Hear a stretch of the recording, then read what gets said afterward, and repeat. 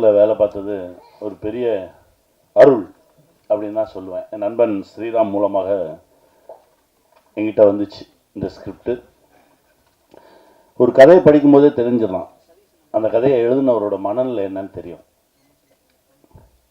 அந்த மனசு தான் ராம் சக்ரியை என்கிட்ட கொண்டு வந்துச்சு. ரொம்ப சந்தோஷமாக இருந்தது. இதுதானே சொல்ல நினைக்கிறீங்க, வாங்க சேர்ந்து சொல்லுவோம் அப்படின்னு சொல்லி ஆரம்பித்தோம் இந்த பயணம்.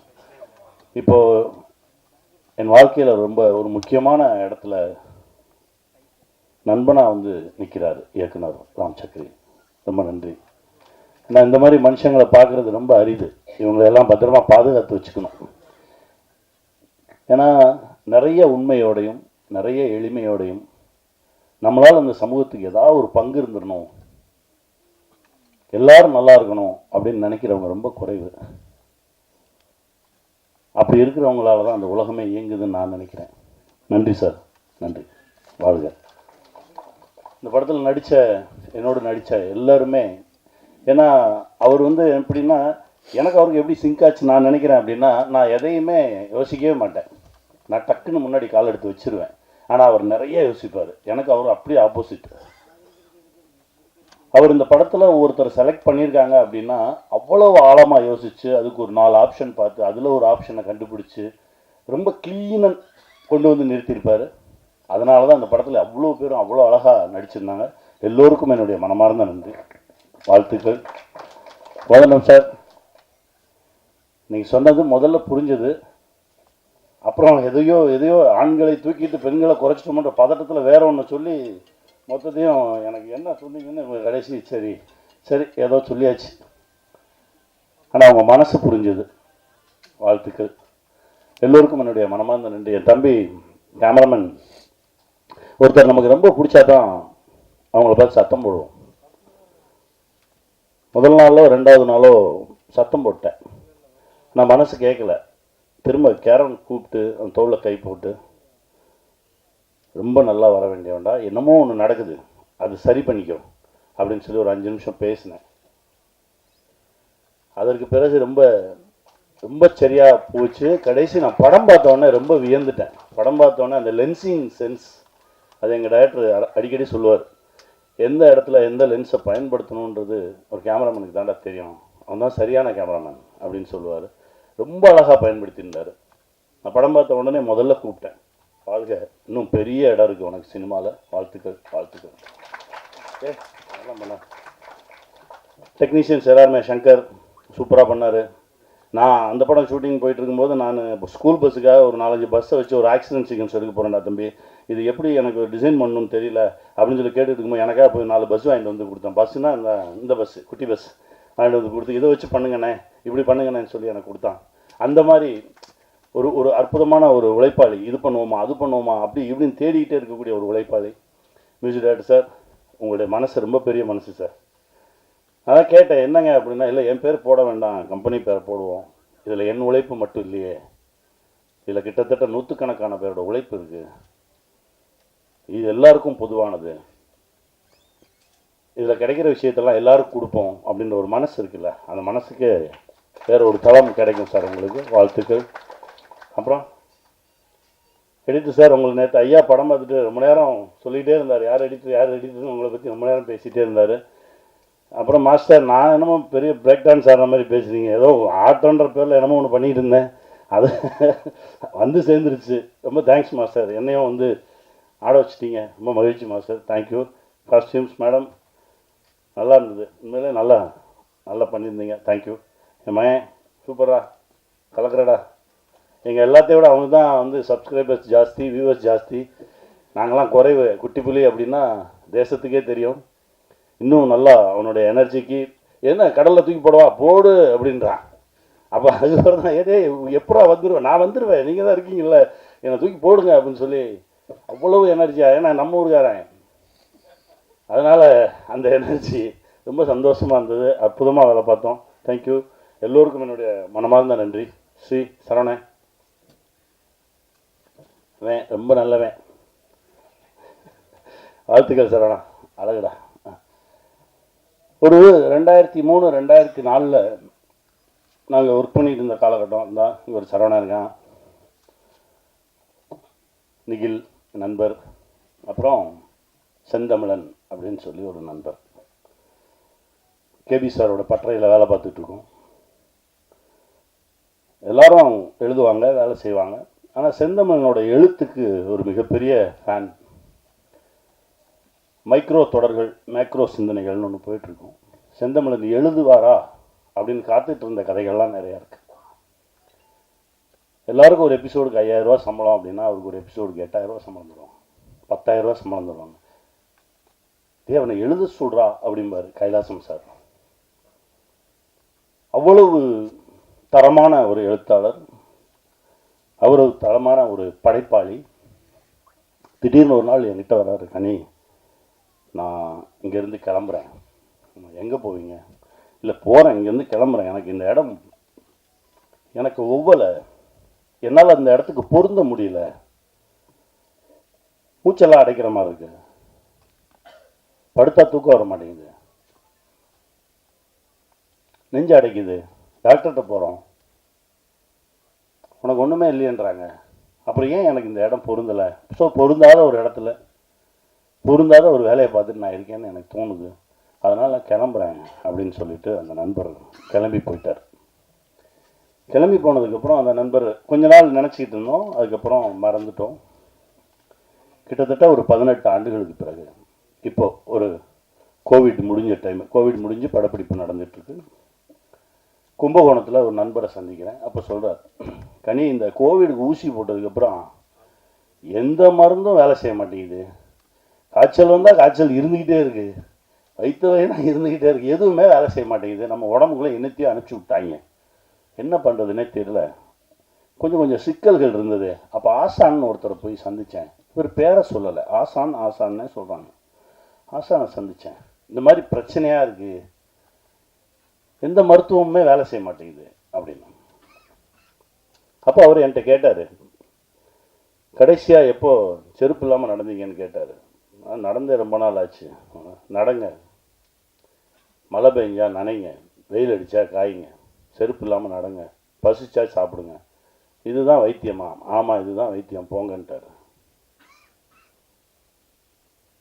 இந்த பிரபஞ்சத்தோடு நீ தொடர்பில் இரு, பிரபஞ்சம் உன்னை காக்கும் அப்படின்னு சொல்லி அனுப்பிச்சிட்டாரு. ஒரு 6 மாதம் ஆச்சு. நான் அதை தொடர்ந்து செய்கிறேன். ஒரு 6 மாதம் கழித்து பார்த்தா என் உடம்புல இந்த பிரச்சனைகள்லாம் கொஞ்சம் கொஞ்சமாக குறைய ஆரம்பிச்சுது. அதிலிருந்து நான் அவரை அடிக்கடி பார்க்க ஆரம்பிக்கிறேன், பேச ஆரம்பிக்கிறேன். அவரோடு இருந்தாலே எனக்கு ரொம்ப பாதுகாப்பாக இருக்க மாதிரி இருக்கு. எனக்கு ரொம்ப ஆச்சரியமாக இருந்தது. நான் உடனே அவரை பார்க்கணும், ஏன்னா நாளைக்கு எனக்கு படப்பிடிப்பு முடியுது, நான் இங்கேருந்து கிளம்பி போகும்போது எப்படியும் தஞ்சாவூர் வழியாக தானே போகணும், நான் அவரை பார்க்கணும், நீங்கள் கேளுங்க. அவர் என்கிட்ட சொன்னது நைட்டு ஒரு 9:45 10 மணி. நீ கேளுங்க, நான் நாளைக்கு கிளம்பி போகும்போது பார்த்துட்டு போயிடுறேன். இல்லை இப்போல்லாம் ஃபோன் பண்ண முடியாது, அவரோட நான் நேரடியாலாம் தொடர்பு கொள்ள முடியாது, அங்கே யாராவது இருப்பாங்க, அவங்ககிட்ட தான் பேசணும், நான் காலையில் பேசிட்டு சொல்கிறேன். காலையில் 6 மணிக்கு அவரை எனக்கு அடிக்கிறாரு, அவர் உங்கள் ஃப்ரெண்டாம்பா அப்படின்னாரு. ஏன் ஃப்ரெண்டா, என்ன சொல்கிறீங்க அப்படின்னு. இல்லை உங்களை வரும்போது வந்து பார்த்துட்டு போக சொன்னார், அப்போவும் பேர சொல்ல. எனக்கு யார் நம்ம நண்பர் யார் அப்படின்னு சொல்லிட்டு நான் கிளம்பி போனால் என் நண்பனை பார்க்குறேன். 18 வருஷம் கழிச்சு முதல் வார்த்தை, என்னை பார்க்க வர்றதுக்கு இவ்வளோ நாள் ஆச்சா உனக்கு அப்படின்னு. போகும்போது ஃபுல்லாக பொட்டக்காடாக இருக்குது, கருவேல முள்ளுமா பொட்டக்காடுமா இருக்குது. ஆனால் ஒரு 7-8 ஏக்கர் மட்டும் ஒரு வனமாக இருக்குது. அங்கே எல்லா பறவைகளும் இருக்குது, எல்லா விலங்குகளும் இருக்குது, ஆடு மாடு இருக்குது, கோழி இருக்குது, அற்புதமான மனுஷங்க இருக்காங்க. என் நண்பன் அப்படியே கட்டி தழுவிட்டு கொஞ்ச நேரம் நின்று, என்ன இது, என்ன பண்ணிக்கிட்டு இருக்கீங்க அப்படின்னா, அதுக்கப்புறம் தான் எனக்கு பல விஷயங்கள் தெரிய வருது. கிட்டத்தட்ட ஒரு 62 புத்தகங்கள் எழுதியிருக்கிறாரு. இதையெல்லாம் தாண்டி அந்த ஊர் திரும்பங்கள் அப்படின்ற ஒரு விஷயம், உனக்கு ஒவ்வாத இடத்துல நீ இருக்காத, உனக்கு ஒரு இடம் பொருந்தும், நீ அந்த இடத்துல இருந்தால் சந்தோஷமாக இருப்ப, உன் மனசு நல்லாயிருக்கும், உடம்பு நல்லாயிருக்கும், நீ கடன் இல்லாமல் இருப்ப, பிரச்சனைகள் இல்லாமல் இருப்ப, அந்த இடத்த தேடி போயிரு. பல பேர் நம்ம பார்த்துருக்கோம் தெரியுமா, ஒரு 2 வருஷம் நான் அந்த கஷ்டப்பட்டு இந்த வேலையை பார்ப்பேன், அதுக்கப்புறம் எனக்கு பிடிச்ச மாதிரி ஒரு வேலையை பார்ப்பேன்னு சொல்லுவாங்க. 2 வருஷம் கழித்து கேட்டாலும் அதே தான் சொல்லுவான், 20 வருஷம் கழித்து கேட்டாலும் அதே தான் சொல்லுவான். ஏன்னா அவனால் போகவே முடியாது. எல்லாத்தையும் அப்படியே வெட்டிட்டு கிளம்புனார். அப்போ உட்காந்து பேசுகிறோம் அவ்வளோ விஷயங்கள் பேசுகிறோம். அவர் ஒன்றும் இப்படி உட்கார்ந்துருக்காருன்றதுனால எதுவும் இல்லாதவர் நினைச்சிடாதீங்க. அவர் மிகப்பெரிய செல்வந்தர். ஏன்னா அதை தான் நான் உங்களுக்கு சொல்லணும். ஏன்னா விட்டுட்டு போ அப்படின்னா போய் சும்மா உட்காந்துருக்க சொல்கிறானோன்னு மட்டும் நினச்சிடாதீங்க. பிடிச்ச வேலையை செய்யும்போது பல விஷயங்கள் நம்மளை தேடி ஒரு மிகப்பெரிய செல்வந்தர். ஆடு மாடுகள், சொந்தங்கள், ஆயிரக்கணக்கான சொந்தங்கள். அவர் சொன்னதை கேட்டு அவரை மாதிரியே இருக்கக்கூடிய மனிதர்கள் பல பேர் மிகப்பெரிய வேலைகள் இருந்தவங்களாம் நமக்கு பிடிக்காத ஒரு வேலையை செஞ்சுக்கிட்டு இருக்கோம், பிடிச்ச மாதிரி இருப்போம், சந்தோஷமாக இருப்போம், வாழ்கிற வாழ்க்கையை மகிழ்ச்சியாக வாழ்வோம்னு சொல்லி திரும்பி வந்தவங்க தமிழ்நாடு பூரா அங்கங்கே இருக்காங்க, தேசம் முழுவதும் இருக்காங்க. அவர்கள் எல்லோரும் செல்வந்தர்களாக தான் இருக்காங்க. காலையில் ஜிம்முக்கு போயிருந்தேன். ஒருத்தர் வந்து சொன்னார், சார் நம்ம பிரைம் மினிஸ்டர் அடுத்த லாக்டவுனுக்கு ரெடி ஆகிக்குங்கன்னு சொன்னார், கவனிச்சிங்களா அப்படின்னாரு. ஆமாம் சொல்லுவார், என்ன செய்ய தயாராகணும் சார். என்ன சார் செய்கிறது? எனக்கு ஒரு சந்தோஷம். ஏன்னா எங்ககிட்ட நல்ல குடிநீர் இருக்குது, நல்ல காற்று இருக்குது, நல்ல உணவு இருக்குது.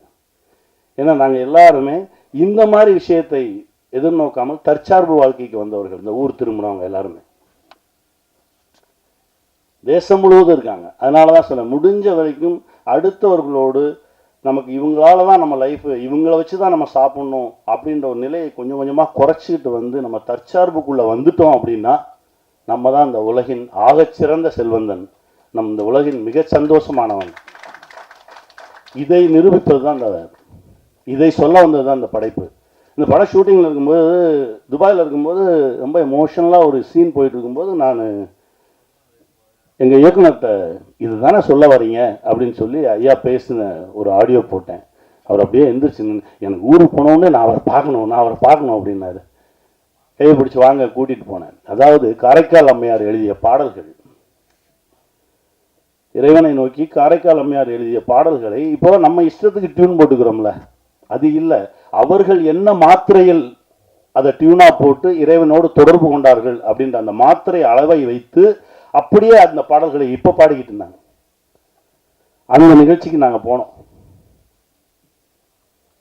அப்போ இயக்குனர் என்கிட்ட சொல்றாரு, எங்கேயோ ஒரு தேவலோகத்தில் இருக்கிற மாதிரி. ஏன்னா முழுக்க முழுக்க இரவு அந்த நிகழ்வு மட்டும் நடக்குது.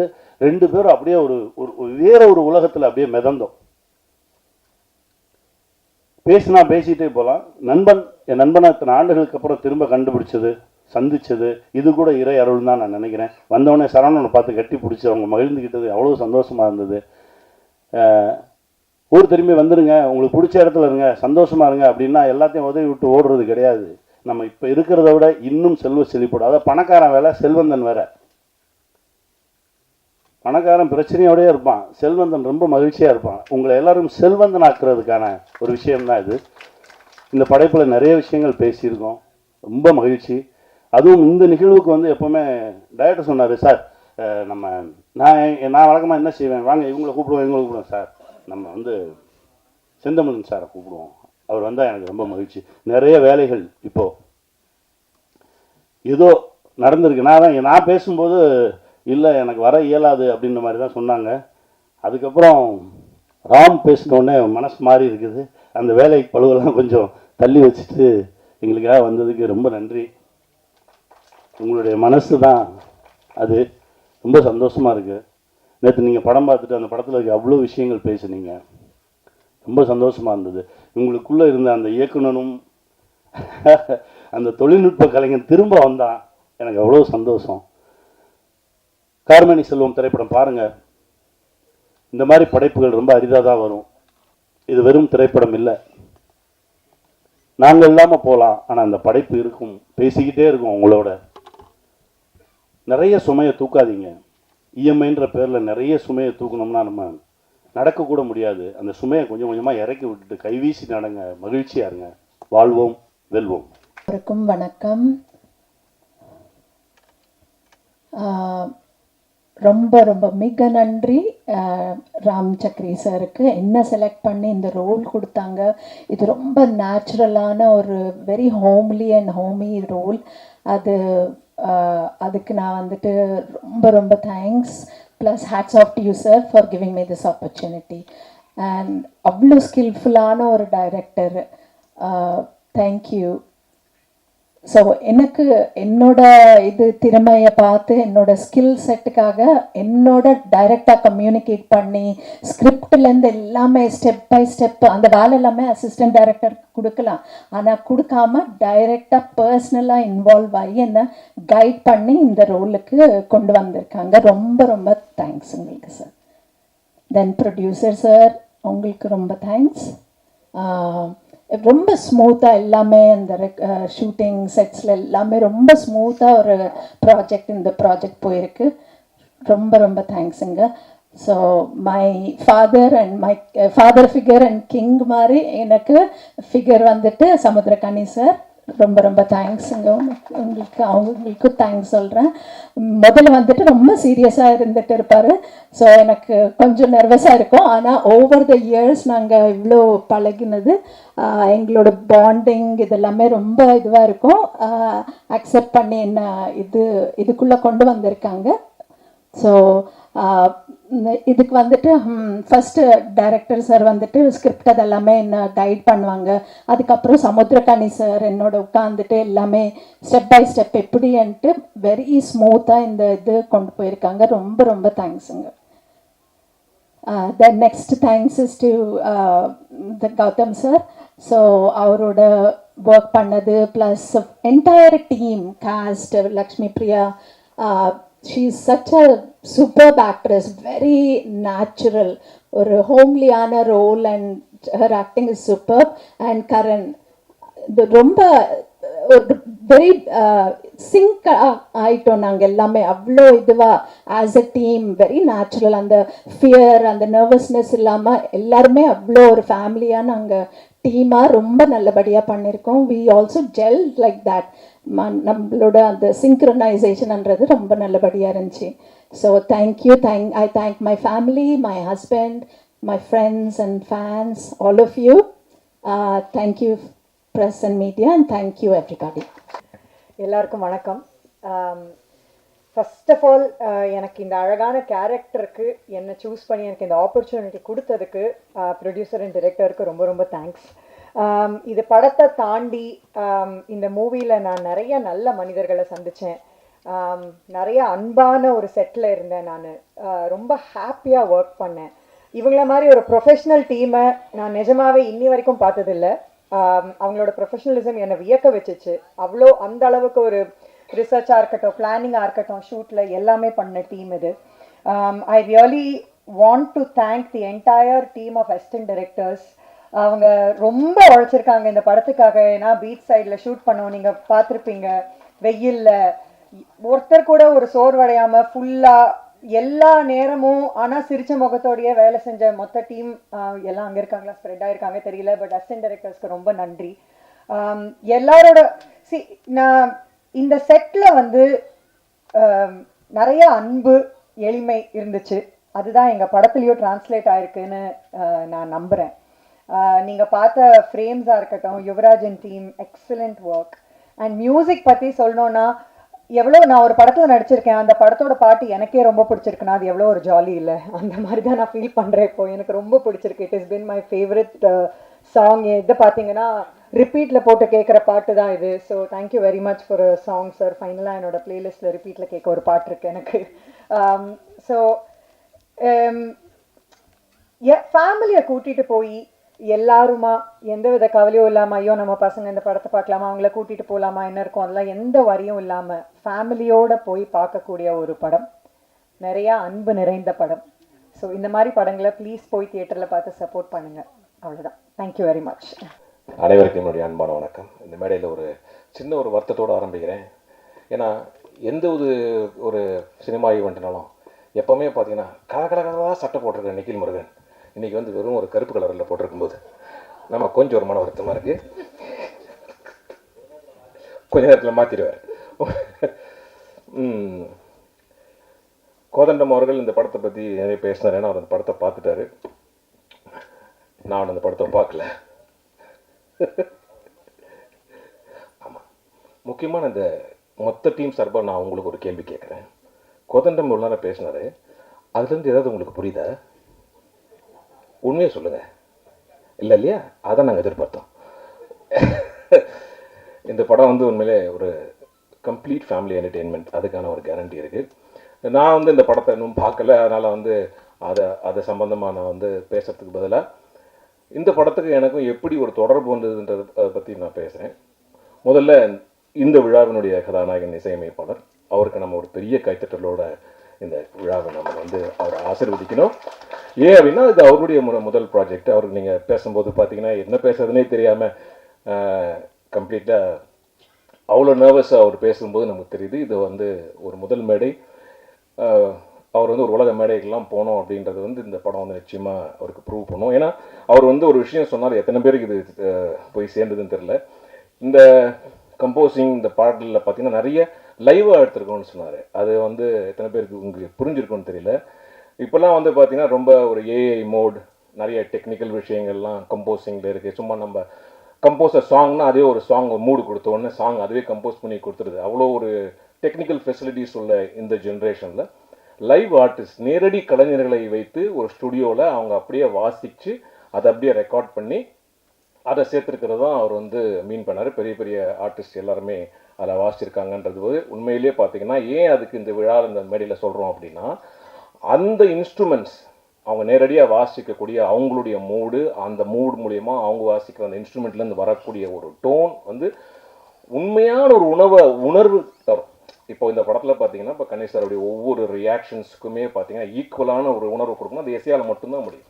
ஸோ எவ்வளவு எலிவேட் ஆகிருக்கு அப்படின்னா அந்த படம் வந்து அந்த கம்போஸருடைய தாட் ப்ராசஸ், அந்த வாசித்த அந்த இசைக்கலைஞர்கள் நேரடியாக இதெல்லாம் ரொம்ப முக்கியமான காரணம். இந்த விழா மேடையில் அது சொல்லணுன்றது ரொம்ப முக்கியமான ஒரு விஷயம்.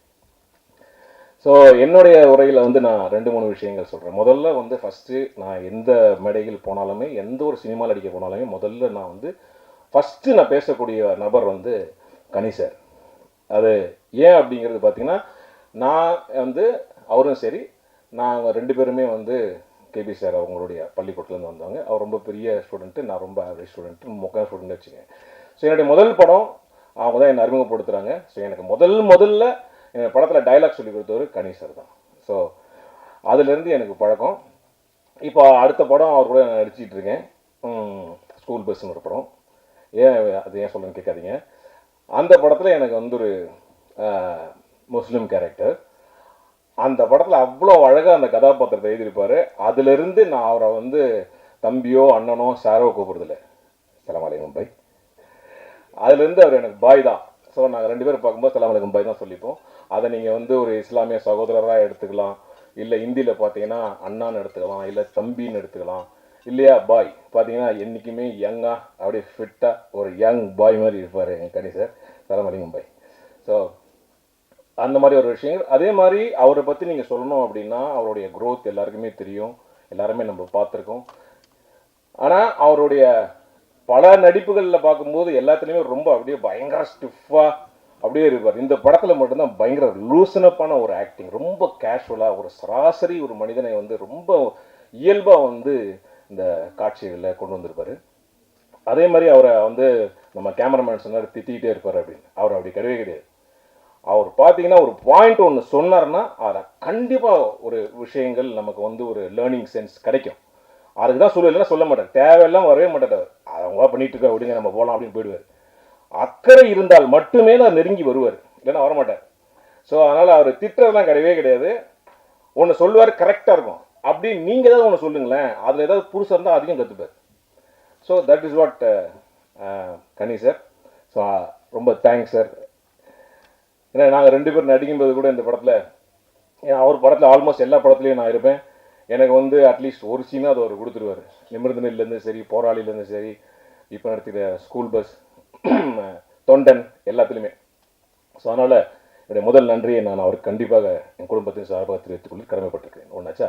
2வது இந்த படத்தில் வந்து பார்த்தீங்கன்னா என்னை வந்து நடிக்க கார்த்திக் தான் கூடுவோம் சொல்கிறேன். இது வந்து ஒரு இசையமைப்பு இசை விழாவோட அவருடைய பேர் மாற்று விழாவை தான் நான் பார்க்குறேன். அவர் இனி தான் நம்ம பேர் வைக்கிறோம் எல்லாரும் சேர்ந்து. காது குத்தியாச்சா? ரைட். சரிங்களா. ஸோ நான் ஃபஸ்ட்டு அவரை என்னை கூப்பிட்டோன்னா நான் போய் அவருக்கு பார்க்குறேன். இந்த மாதிரி டேரக்டர் பேர் என்னப்பா வெளியில் தான் கேட்டேன். சார் பேர் கார்த்திக் அப்படின்னாங்க. எங்கே பாருக்காரு? உள்ளே இருக்காருன்னு. கதவு இப்படி திறந்தேன். அவர் இப்படி உட்கார்ந்து சேரல, ஹலோ கார்த்திக் அப்படின்னா டக்குனு ஷாக் ஆச்சு. என்னங்க எனக்கு தெரிஞ்ச மாதிரியே பேசுகிறீங்க அப்படின்னாரு. உங்கள் பேர் கார்த்திக் தானே அப்படின்னா. ஆமாம் சார் கார்த்திக் அப்படின்னா. அதுக்கப்புறம் எனக்கு அந்த ரோல்லாம் சொன்னார். சொன்ன சார் என்ன சார் இந்த ரோல் என்ன சார் எனக்கு ஏன் சார் கொடுத்தீங்க அப்படின்னு. அவர் சொன்ன ஒரு வார்த்தை என்னென்னா, சார் இது கொஞ்சம் ஸ்டைலாக பேசணும், கொஞ்சம் எமோஷன் இருக்கணும், காமெடி இருக்கணும், மக்கள் உங்களுக்கு கனெக்ட் பண்ணணும், இது எல்லாத்தையும் பார்த்தோம் சார். நாங்கள் தேடி தேடி பார்த்தோம், எங்களுக்கு யாருமே கிடைக்கல சார், கரெக்டாக நீங்கள் தான் கிடச்சிங்க அப்படின்னாரு. சரி ரொம்ப சந்தோஷமாக இருக்குது சார் அப்படின்னு. கொஞ்சம் பேமெண்ட் மட்டும் குறைச்சிங்க சார்னாரு. இதுக்கா சார் எவ்வளோ சொன்னீங்க அப்படின்னேன். இல்லை சார் இந்த ரோல் உங்களுக்கு தான் சூட்டும் அப்படின்னாரு. என்ன சொன்னாரோ அதை அப்படியே பர்ஃபெக்டாக எடுத்தார். ஆனால் இன்னொரு வந்து சொன்னார், சார் இது வந்து கொஞ்சம் ரெகுலராக இருக்க வேண்டாம், இந்த கதாபாத்திரத்தில் எங்களுக்கு கொஞ்சம் ஒரு வித்தியாசம் வேணும். என்ன சார் வித்தியாசம் நீங்கள் சொன்னதான் நான் பண்ணேன். இல்லை நீங்கள் சமீபத்தில் உங்களுடைய வீடியோஸ்லாம் பார்த்தேன், இந்த பெங்களூர் தமிழ் வந்து ரொம்ப வைரலாக போயிடுச்சு, அதே மாதிரி இந்த கேரக்டர் கொஞ்சம் பேசி காட்டுங்க சார் அப்படின்னாரு. என்ன சார் இது ஒர்க் அவுட் ஆகுமா? இல்லை சார் கண்டிப்பாக ஒர்க் அவுட் ஆகும், பேசுகிறேன் சார். என்ன கார்த்திக் சார் சொல்லுங்க, எப்படி இருக்கிறீங்க, நல்லா இருக்கிறீங்களா? இந்த படத்தில் நடிக்கணும்னு சொல்லிக்கிறீங்களா? ஓ கொலிக்கிறதா கிடைக்காதுன்னு பார்த்துறீங்களா? பெஜார் அடிங்க சார், இதை அப்படியே பேசுங்க சார் அப்படின்னாரு. ஸோ இதை அப்படியே ஃபாலோ பண்ணி அவன் கொடுத்த டயலாகை அந்த கதாபாத்திரத்துக்கு வச்சுருக்கோம். டெஃபினட்டாக இந்த 2 ஸ்க்ரீனிங்கில் பார்த்தவங்க எல்லாருமே வந்து ரொம்ப அப்ரிஷியேட் பண்ணியிருக்காங்க. நிச்சயமாக இது வந்து மக்கள் மத்தியில் போய் நல்லா சேரும்ன்றதை நான் ரொம்ப நம்புகிறேன். கார்த்திக் சார் மன்னிக்கவும். ராம் சக்கரி சார் வாழ்த்துக்கள். Thank you so much for the lovely opportunity. அனைவருக்கும் வணக்கம். எல்லோரும் 2 நிமிஷம் பேசியிருக்காங்கன்னும் போது நானும் 2 நிமிஷம் பேசணுமான்னு தெரில. இல்லை ஃபில் பண்ண இந்த டைமிங்க்கு நீ டைம் எடுத்துக்க, எல்லாருக்கும் கொஞ்சம் டைம் பேசினாலும் நீ நிறைய பேசணும்னு சொல்லியிருக்கலாம். எதுவுமே சொல்லலை. கணி சார் அவர்களுக்கும் இயக்குனர் வந்து இப்போ 2 பேராக ஒருத்தரான்னு எல்லாருக்கும் டவுட்டு. சிலர் வராங்க கார்த்திக் சார்ன்றாங்க, சிலர் ராம் சார்ன்றாங்க. எனக்கு இப்போ டவுட்டு யார் டேரக்டர். அப்போது நான் நடிக்கும் போது அவர் பேர் கார்த்திக், இப்போ அவர் பேர் ராம் அப்படின்னு பேரை மாற்றி வச்சுருக்காரு. ராம் சாருக்கு நன்றி, தயாரிப்பாளர் அருள் சாருக்கு நன்றி, மற்றும் இந்த திரைப்படத்தில் நடித்த அனைவருக்கும் மனமார்ந்த நன்றியும் இங்கே வந்திருக்க உங்களுக்கு நன்றி. இதில் வந்து மிக முக்கியமானது என்னென்னா, எனக்கு அடிபட்டுச்சு ஷூட்டிங்கில், பேண்டேஜ் போட்டாங்க, ஜூஸ் கொடுத்தாங்கன்னு சொன்னால் இருக்கிறது நம்ம கேட்குற நமக்கு சந்தோஷமாக இருக்கும். ஏன்னா இந்த படம் கூப்பிட்ருக்கிற நீங்கள் எல்லாமே பார்த்து இதுக்காக நீங்கள் பாராட்டுறதுக்காகவும் இல்லை அதை பார்த்து சொல்கிறதுக்காக வந்திருக்கீங்க. பட் வெளியே இருக்கிற ஆடியன்ஸுக்கு இந்த ஷூட்டிங் ஸ்பாட்டில் நடந்ததை பற்றி பெருசாக அவங்களுக்கு தேவையில்லை. இந்த படம் ஏன் பார்க்கணும், இந்த படத்தில் என்ன இருக்குது, அதுதான் அவங்களுக்கு வேண்டியது. அப்படி பார்க்க போனீங்கன்னா லேடிஸ் இருந்தால் தயவுசெய்து தப்பாக நினச்சிக்காதீங்க. ஒரு பொம்பளை மனசு தான் ஒரு பொம்பளைக்கு தெரியும்னு சொல்லி ரொம்ப டைலாக் பேசியிருப்பீங்க. இந்த படம் ஒரு ஆம்பளை மனசு தான் இன்னொரு ஆம்பளைக்கு தெரியும்னு எடுத்திருக்கார் படத்தை. இந்த லேடிஸ் வந்து உண்மையிலேயே ஒரு தாய் பிரசவ வலி என்பது அவர்களால் மட்டும்தான் உணர முடியும், வேறு யாராலையும் உணர முடியாது. அது மரண வலி. அந்த மாதிரி வலி இது வரைக்கும் உலகத்திலேயே அந்த மாதிரி ஒரு வலி அனுபவிக்க முடியாது அப்படின்னு சொல்லுவாங்க இல்லையா. அந்த படத்தில் அதையே கொஞ்சம் மாற்றி காமிச்சிருக்காங்க. அது மாற்று கருத்தெல்லாம் இல்லை. அந்த வலி யாராலையும் தாங்க முடியாத வலி, அது மறு ஜென்மம் எடுப்பதற்கு சமம். ஒரு ஆண் தன்னுடைய குழந்தை அப்பா கிட்ட வந்து கேட்குது ஒரு பொருளை, வாங்கி தர முடியாமல் சாகிறான் இல்லையா, அந்த வலி அதைவிட மிகப்பெரிய வழியாக ஒவ்வொரு அப்பாவும் ஒவ்வொரு நாளும் பல முறை செத்துக்கிட்டு இருக்காங்கன்றதுதான் உண்மை. அந்த மகனுக்கு மட்டும் இல்லை, இப்போது அந்த படத்து மூலிமா பார்க்கும்போது தான் தெரியுது, அந்த வலி குழந்தை கேட்கும் போது வாங்கி தர முடியலன்னு மட்டும் இல்லை, மனைவி கேட்டு கூட வாங்கி தர முடியலன்ற ஒரு மிகப்பெரிய வலி ஒவ்வொரு ஆணுக்கும் இருக்கிறது என்பது இந்த படத்தில் ரொம்ப தெளிவாக சொல்லியிருப்பாங்க. பெண்கள் எப்பவுமே ஒரு விஷயத்தில் கணவனை விட்டு தர மாட்டாங்க. வீட்டில் திட்டுவாங்க, அது எல்லாம் நடக்கும். ஆனால் வெளியே விட்டு கொடுக்காம ஒரு மனைவி எல்லா இடத்துலையும் கௌரவமாக பார்த்துப்பாங்க. குழந்தைகிட்ட கூட அப்பாவை பற்றி தப்பாக பேசினா கோபம் வரும். ஆனால் அதில் எங்களுக்கு வில்லங்கமே என்னென்னா, காப்பாற்றி விடுறேன்ட்டு அங்கே நல்ல பேர் வாங்கிட்டு அந்த நல்ல பேருக்காக நாங்கள் அவஸ்தைப்படுறது இருக்க, அதை பற்றி ரொம்ப தெளிவாக படத்தில் சொல்லியிருக்காங்க. இது ஏன்னா, பெண்கள் எங்களை ரொம்ப காப்பாற்றி விட வேண்டாம், காப்பாற்றுன்ற பேரில் எவ்வளோ சிக்கலில் மாட்டி விடுறீங்க இந்த படத்தில் வந்து பார்த்தீங்கன்னா தெரியும். அந்த மாதிரி பல விஷயங்கள் இந்த படத்தில் இருக்குது. இன்னொன்று, ஆண்கள் அழுவாதீங்க, ஆண்கள் அழக்கூடாது அப்படின்வாங்க. ஆண்கள் வந்து அழவே கூடாது, வீரமானவங்க அப்படின்னு சொல்லியிருப்பாங்க. அப்படி சொல்லி நம்ம வந்து எந்த அழுகையும் வெளியே காட்டாமல் ஒரு நாள் ரொம்ப மனசொடிஞ்சு எல்லா இடத்துலையும் அதோடைய வெளிப்பாடு வேறு மாதிரி இருக்கும். அந்த சீனை ரொம்ப தத்ரூபமாக, கண்ணிலேருந்து தண்ணியும் வராது, கண் கலங்கி கணேசர் நிறைய சீனில் நான் பார்த்த வரைக்கும் இது ஒவ்வொரு தகப்பனும் ஒவ்வொரு ஆணினுடைய வழியாக தான் அதை பார்த்தனே தவிர அவ்வளோ அருமையாக பண்ணியிருந்தார் அந்த சீனை. அதே மாதிரி இதில் நடித்தவங்க யாருமே நடிக்கலை, இயல்பாக வாழ்ந்துருக்காங்க. அவங்கள புகழ்ந்து பேசுகிற அளவுக்கு நான் நடிகன் கிடையாது. அதே நேரத்தில் இந்த படம் பார்க்கும்போது எனக்கு தோணுதுன்னா எல்லாருமே வாழ்ந்துருக்காங்க. இந்த படம் பார்க்க வரவங்க கனெக்ட் ஆகிடுவாங்க ஒவ்வொருத்தருமே.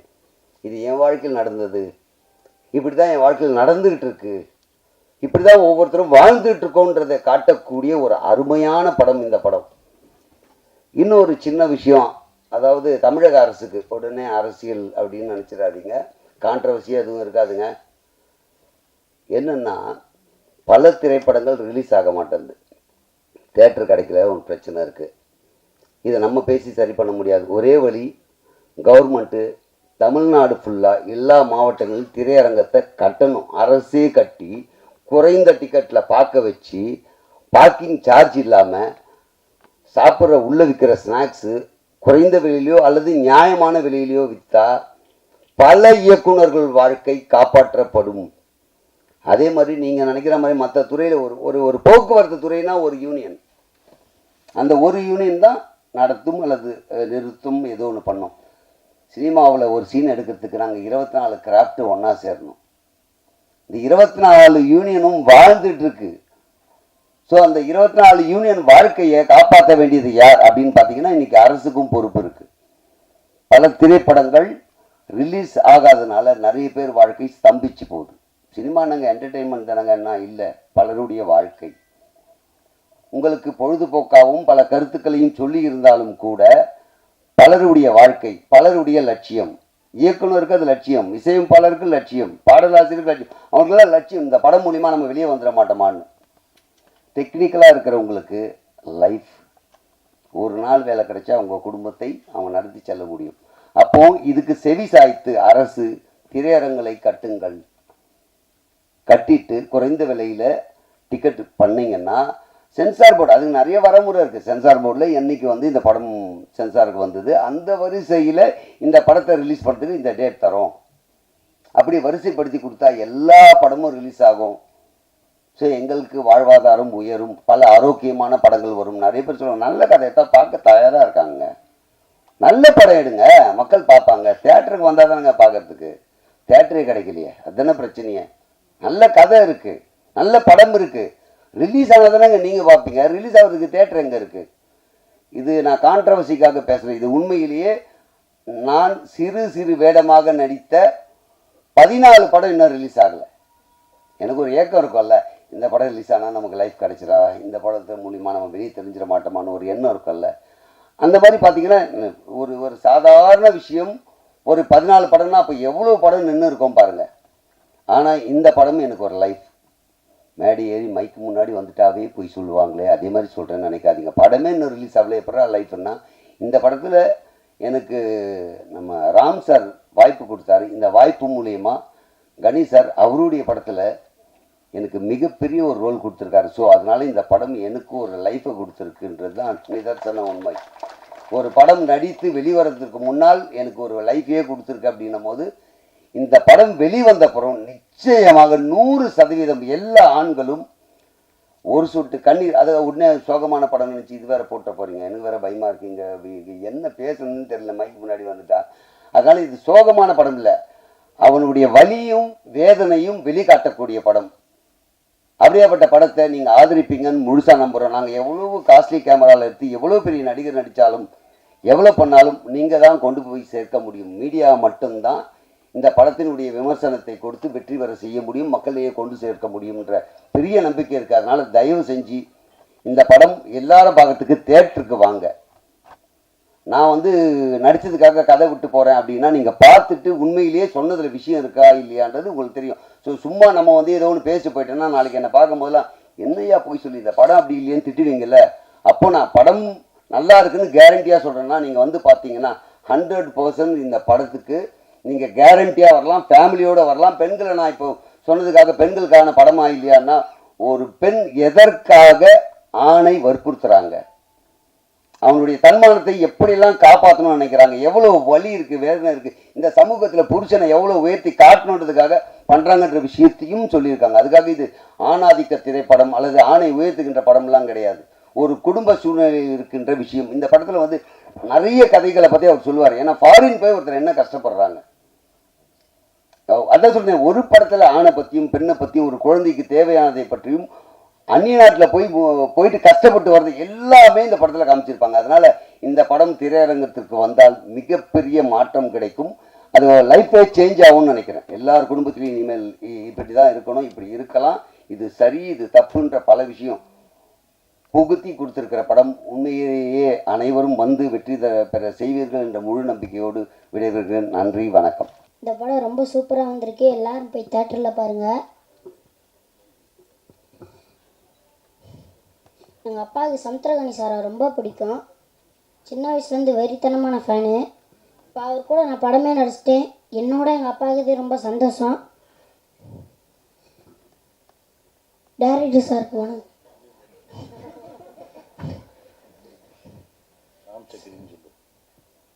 ராம் சக்கரி சாருக்கு நான் கண்டிப்பாக வணக்கம் சொல்லி நன்றி பண்ணிக்கிறோம்.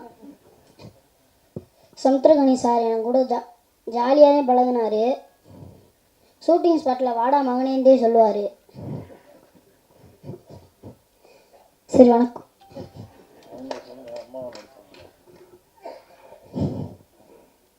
எனக்கு அம்மாவும் நடித்தவங்களும் சூப்பராக நடித்தாங்க. வணக்கம். Thank you. Thank you so much to be part of this film and தெரியல என்ன பேசணும்னு தெரியல. ஸோ நீங்கள் பார்த்தீங்க ட்ரெய்லர் சாங்ஸ் எப்படியும் நீங்கள் தான் சொல்லணும். I am more curious to know how it was. I hope நீங்கள் எல்லாருமே என்ஜாய் பண்ணுவோன்னு நினைக்கிறேன். நல்லா வந்திருக்கு ஸ்கோர் பாட்டு எல்லாமே நல்லா வந்திருக்கு. It's a complete team work. என் கூட ஜீவன் கூட வந்திருக்கார். Is been a integral part of our team. Thanks Jeevan and my entire team. நிறையா பேர் இருக்காங்க. ஜஸ்ட் ஒரு சின்ன கிளாரிஃபை பண்ணணும்னு நினைக்கிறேன். லாஸ்ட் டைம் ஒருத்தர் மீடியாவில் இன்டர்வியூ பண்ணும்போது தெரியல, அவர் ஏஐ மியூசிக் அப்படி போட்டார். ஸோ ஜஸ்ட் சின்ன கிளாரிஃபிகேஷன். நீங்கள் கேட்டிருப்பீங்க, எல்லாமே லைவ் தான். இந்த படத்தில் ஒரு பெரிய ஒரு என்னென்னா we have worked with legends like Pandit Vishwamohan Bhattji. ஜெய்ப்பூரில் போய் ரெக்கார்ட் பண்ணோம். ஸ்ட்ரிங்ஸ் வந்து கொச்சியில் ரெக்கார்ட் பண்ணோம். சென்னையில் வந்து மனோன்மணி மேம் சாரங்கி ரெக்கார்ட் பண்ணோம். கேபாஜி கிட்டார் ப்ளே பண்ணார், வாசிச்சார். ஃப்ளூட் வந்து நம்ம நவீன் பிஎம்கே சார் மும்பையில் ரெக்கார்ட் பண்ணார். So it's packed with entire legendary musicians. நாம தவிர எல்லாருமே லெஜெண்டரி மியூசிஷியன்ஸ் தான் இருக்காங்க லிஸ்ட்டில். ஸோ ஐ எம் ஷூர் நீங்கள் வந்து you will feel good about the music and of course the film has come out really well by God's grace. எல்லாருமே I hope you will like it. நன்றி. எல்லோருக்கும் வணக்கம். Welcome ஒரு distinguished guest, chief guest Kani sir, Lakshmi Priya, Abhinaya ma'am, Gopi sir, Kothandam and other technician and press and media. So இது வந்து என்னோடய 2வது படம். ஃபஸ்ட்டு படம் குறை ஒன்றுமில்லைன்னு ஒரு படம் பண்ணேன் 10 வருஷத்துக்கு முன்னாடி. ஸோ ப்ரெஸ் அண்ட் மீடியா வந்து இதுக்கு முன்னாடி நல்லா சப்போர்ட் பண்ணிங்க. So I request press and media to give the same support for this movie also. And I thank our entire team and our partners, everyone who support us through this journey. இந்த படம் வந்து ஒரு family drama. It will connect everyone. And this is releasing on worldwide on April 3rd. I request all your kind support for the movie. இங்கு வந்திருக்கும் அனைவருக்கும் என்னுடைய பணிவான வணக்கங்களை தெரிவித்துக் கொள்கிறேன். முதல்ல ஒரு மாதிரி உரைகள்லாம் ஆரம்பிச்சது எங்கள் டீம்லேருந்து நீங்கள் பார்த்துருக்கீங்க. எல்லாருக்குமே கொஞ்சம் டென்ஷனாகவும் மூச்சு வாங்குற மாதிரியான சுச்சுவேஷன் தான். பிகாஸ் இது வந்து எங்களுடைய ஃபஸ்ட் மேடைன்றனால. பட் லாஸ்ட்டாக நீங்கள் கேட்ட உரை தான் இந்த நாங்கள் சொல்லணும்னு நினைக்கக்கூடிய ஒரு விஷயம். இந்த மேடையில் செந்தமிழன் ஐயா கலந்துக்கிட்டது தான் இந்த படத்தோட மிகப்பெரிய பாக்கியம்னு நான் நினைக்கிறேன். இறைவனோட அருளால் இந்த படம் எடுக்கப்பட்டதே இந்த மேடை அவருக்கு கிடைக்கணுன்றதுக்காகன்னு நான் நம்புகிறேன். இந்த படத்துலேருந்து சில பேர் சமுத்திரகனி சாரோடைய அடுத்த படத்தில் ஸ்கூல் பஸ்ஸில் நடிச்சிருக்காங்க. சார் சில சமயம் உன்னுடைய கேஸ்ட் எனக்கு ஹெல்ப் பண்ணிச்சுன்னு சொல்லியிருக்காரு. பட் இதெல்லாம் தாண்டி இந்த இந்த படம் மூலியமாக செந்தமிழ் ஐயாவுடைய ஒரு பழக்கம், அவருடைய எழுத்துக்கு நான் படுத்தப்பட்டிருக்கிறேன்றது எனக்கு ஒரு மிகப்பெரிய பாக்கியமாகவும் நான் நினைக்கிறேன். அது ஒரு விஷயம் போதும் சார், நீங்கள் இந்த மாதிரி ஒரு உறவை அவர்கிட்ட ஏற்படுத்தி கொடுத்தது.